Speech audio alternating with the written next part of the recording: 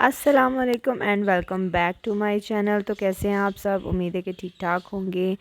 तो आज की वीडियो में बहुत ही इंपॉर्टेंट टॉपिक पे बात करूंगी, वो है पॉजिटिविटी। पॉजिटिविटी क्यों हमारी लाइफ में ज़रूरी है और किस तरह से हम पॉजिटिविटी को अपनी लाइफ में जो है वो इसका इस्तेमाल कर सकते हैं और हम खुश रह सकते हैं। तो पॉजिटिविटी के लिए सबसे पहला जो काम है वो हमने ये करना है कि हमें अपने आप से जो है ना, हमें अपने अंदर बिलीव होना चाहिए। Believe in your self. अपने आप से प्यार करें। अगर आपको कोई अच्छा काम कर रहे हैं तो कोई आपको आके अप्रिशिएट नहीं करेगा कि आप बहुत अच्छा काम कर रहे हैं, बल्कि हमें हर टाइम बुरा कहने वाले या गलत कहने वाले लोग हमेशा मौजूद होते हैं। और हमें इस बात से डिग्रेड नहीं हो जाना चाहिए कि अगर कोई आपको गलत कह रहा है, बल्कि उसको अपनी स्ट्रेंथ बनाएं और उसको मज़ीद अपने अंदर अच्छाई पैदा करने की कोशिश करें। ना कि आप उससे जो है वो डिसहार्ट होके और बस बिल्कुल ही आप जो है वो परेशान और उदास रहना शुरू हो जाएं, बल्कि इसको अपनी स्ट्रेंथ बना के अपने आप को मज़ीद अच्छा करने की कोशिश करें। मिसाल के तौर पे अगर हम मोटे हैं तो हमें लोग कहेंगे कि आप बहुत ज़्यादा मोटे हैं। अगर हम पतले हो जाएं तो लोग कहेंगे क्या आपको क्या हो गया, बहुत ज़्यादा पतले हो गए। अभी मैं एक मिसाल आपको बताती हूँ कि हम लोग अभी मेरी दादी अम्मा अल्लाह जन्नत नसीब करें, उनकी अभी फौतगी हुई है, तो बहुत सारे लोग आए हुए थे।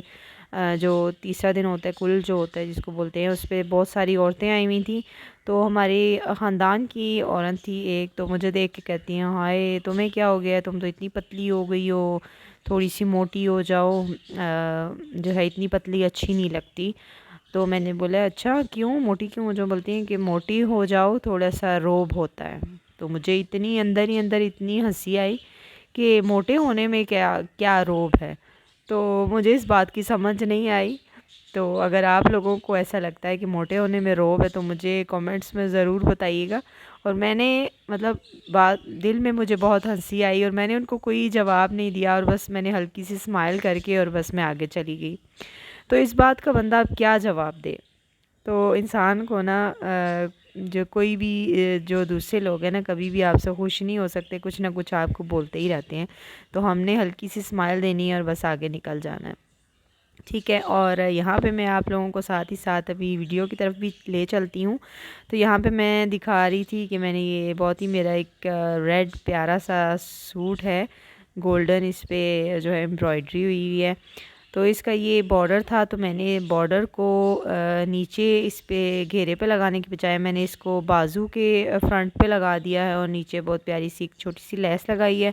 और मैंने इसको सिंपल सा ही स्टिच किया है, कोई इसमें बहुत ज़्यादा, क्योंकि पहले ही ये सारा इस पे एम्ब्रॉयडरी हुई हुई है, तो सिंपल ही मैंने इसको रखा है। तो बस इस तरह से ये मैं जब स्टिच कर रही थी तो मैंने छोटा सा ये क्लिप लिया था, तो इसकी जो स्लीव्स है ना, तो इस पे ये सामने बॉर्डर बहुत प्यारा लग रहा था।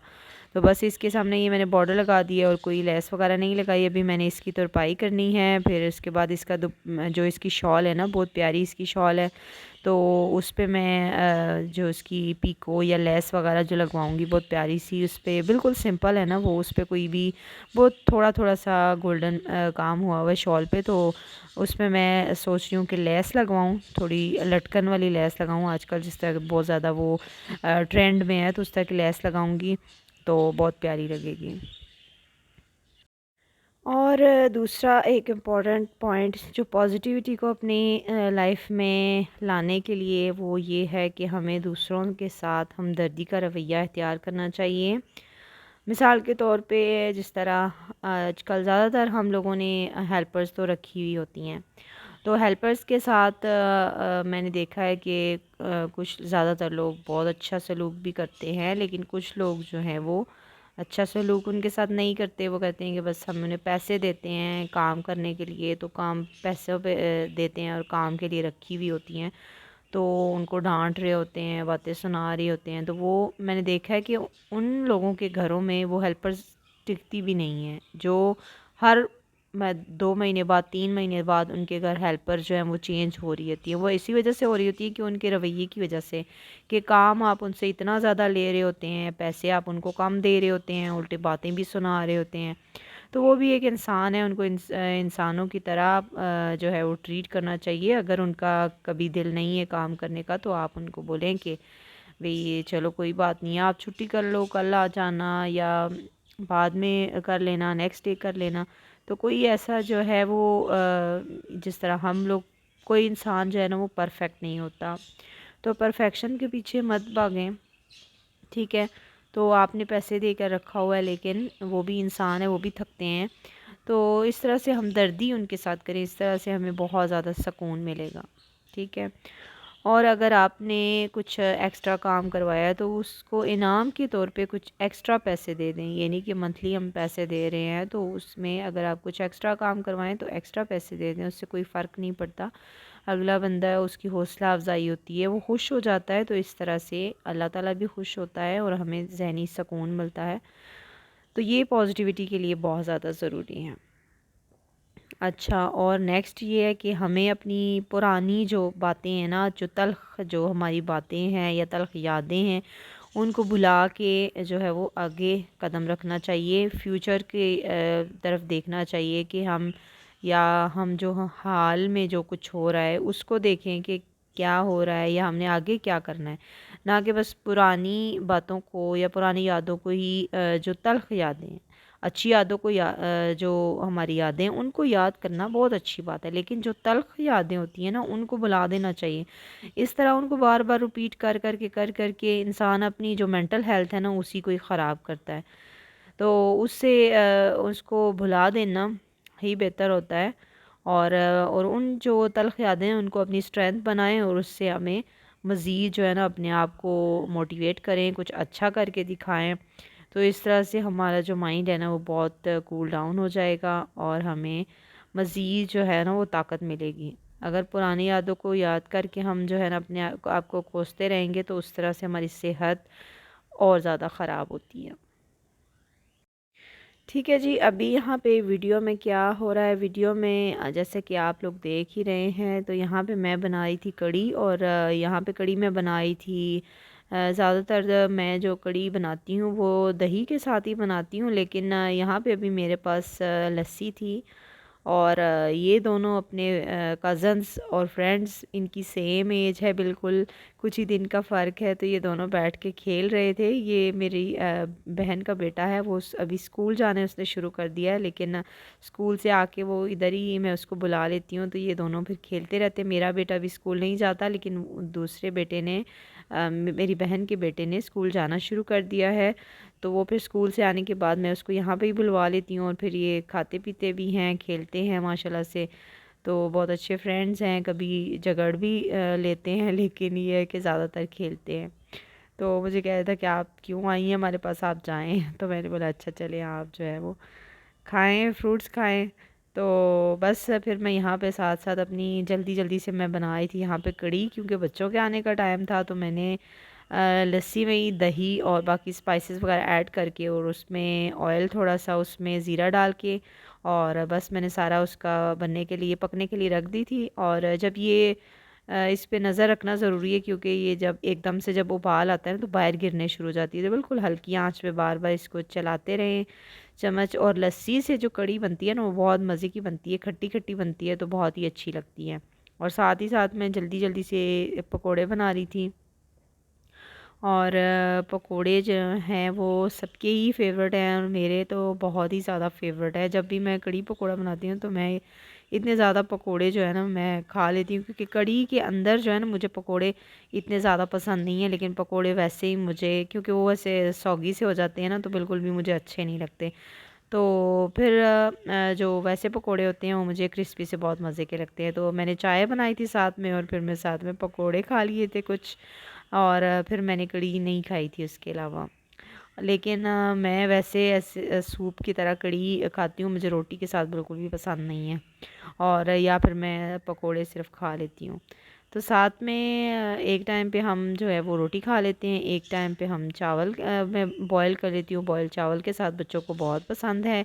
तो यहाँ पे थोड़ी सी मैं बच्चों के लिए ऐसे डेकोरेशन कर रही थी, तो वो इतने एक्साइटेड हो रहे थे कि ये मम्मा क्या कर रही हैं, और ये बाउल के नीचे वो इतने उनको क्यूरोसिटी हो रही थी कि ये बाउल के नीचे क्या है ना। तो मैंने बोला अच्छा मैं अभी आप निकालती हूँ इसको, तो फिर मैं दिखाऊंगी कि इसके नीचे क्या है। तो वो इतने ज़्यादा मुझसे पूछ रहे थे, कह रहे थे कि मम्मा इसके नीचे बाउल के नीचे क्या है। तो मैंने बोला अच्छा, अभी मैं जब इसको निकालूंगी ना तो फिर देखना इसके नीचे क्या है।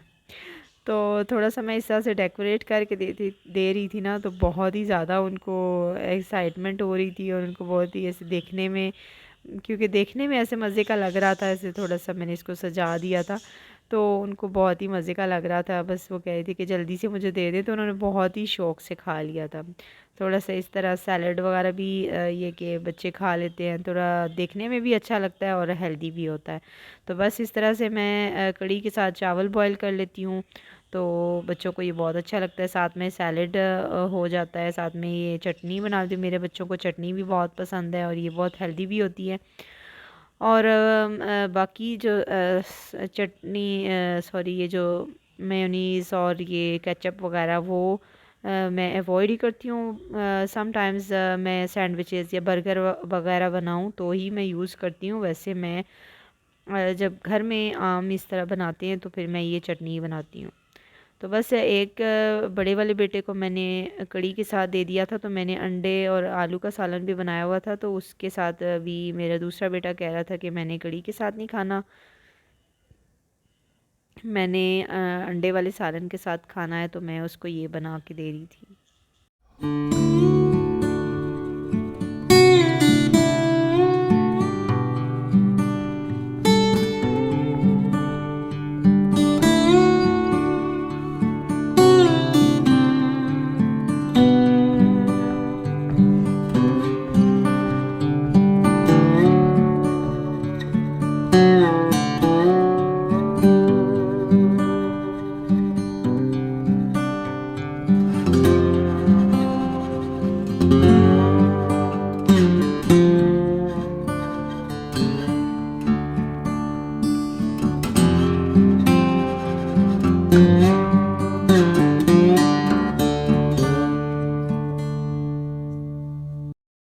और यहाँ पे मैं एक बहुत ही स्पेशल चीज़ बनाई थी, वो था मैं यहाँ पे पानी निकाल रही थी प्याज का।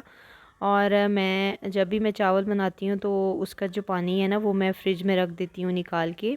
और चावल का पानी मेरे पास फ्रिज में पड़ा हुआ था, उसी में ही मैंने ये प्याज जो है ना इसको ब्लेंड करके और बस फिर मैंने इसको छान लिया था। ये प्याज का पानी जो है ना, मैं ये अभी इसको छान के इसका क्या करूँगी, मैं इसके प्याज का पानी निकाल के ना मैं अभी लगाऊंगी इसको अपने स्कैल्प में, बालों में, यानी कि क्योंकि मेरे सर में बहुत ही ज़्यादा खुश्की है और उसकी वजह से मेरे बाल गिरते भी हैं।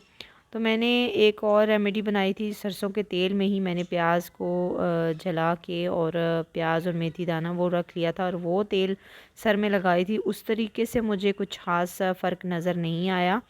तो अभी मैं ये डायरेक्ट जो है प्याज का पानी जो है इसको मैं अभी अपने सर में स्कैल्प में लगाने के लिए रेडी कर रही हूँ। एक दफ़ा मैंने लगाया तो मुझे काफ़ी ज़्यादा, जो इसका डायरेक्ट पानी है ना उसको लगाने से मुझे काफ़ी ज़्यादा फ़र्क हुआ था, तो मैं अभी सेकंड टाइम इसको लगाने लगी हूँ।